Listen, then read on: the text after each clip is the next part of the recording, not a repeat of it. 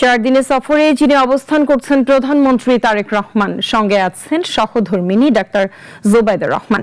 সফরে আজ চীনের দালিয়ানায় কর্মব্যস্ত সময় কাটান প্রধানমন্ত্রী। এরপর তিনি যাবেন বেইজিং। সেখানে শুরু হবে রাষ্ট্রীয় সফরের মূল কর্মসূচি। চীনের প্রধানমন্ত্রী ও প্রেসিডেন্টের সাথে বৈঠক করবেন তারেক রহমান। বাংলাদেশের সঙ্গে দ্বিপক্ষীয় সম্পর্ক, সহযোগিতা সম্প্রসারণ এবং বিভিন্ন কৌশলগত বিষয়ে আলোচনার সম্ভাবনা রয়েছে। বিস্তারিত রাশেদুল কাদিরের রিপোর্টে। মালয়েশিয়ায় 2 দিনের রাষ্ট্রীয় সফর শেষে চীনে পৌঁছান প্রধানমন্ত্রী তারেক রহমান। চীনের প্রধানমন্ত্রী লি কিয়াংয়ের আমন্ত্রণে 4 দিনের রাষ্ট্রীয় সফরে গেছেন তিনি। তার সঙ্গে রয়েছেন সহধর্মিণী ডাক্তার জুবাইদা রহমান। সোমবার মালয়েশিয়া সফর শেষে কুয়ালালামপুর থেকে বাংলাদেশ বিমানের একটি বিশেষ ফ্লাইটে তারেক রহমান চীনের দালিয়ানে পৌঁছান। মঙ্গলবার সেখানে ওয়ার্ল্ড ইকোনমিক ফোরামের প্রেসিডেন্ট এবং সিইওর সাথে বৈঠক করেন।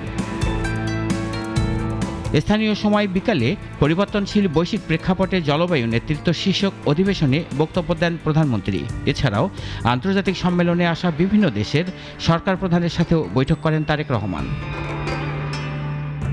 সফরের দালিয়ানে ব্যস্ত সময় পার করে বুধবার বেজিং যাবেন তারেক রহমান। মূলত সেখানে প্রধানমন্ত্রীর রাষ্ট্রীয় সফরের মূল কর্মসূচি শুরু হবে।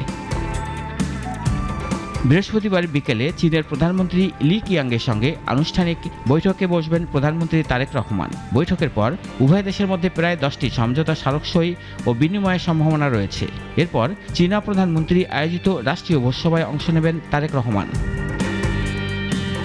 শুক্রবার সকালে ন্যাশনাল পিপলস কংগ্রেসের স্ট্যান্ডিং কমিটির চেয়ারম্যান ঝাও লেজির সঙ্গে সাক্ষাতের পর চীনের প্রেসিডেন্ট শি জিনপিং এর সঙ্গে বৈঠক করবেন প্রধানমন্ত্রী তারেক রহমান। এ বৈঠকে দ্বিপক্ষীয় সম্পর্ক, সহযোগিতা সম্প্রসারণ এবং বিভিন্ন কৌশলগত বিষয়ে আলোচনা হওয়ার সম্ভাবনা রয়েছে।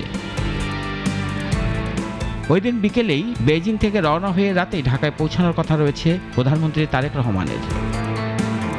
রাশেদুল কাদির, নাগরিক।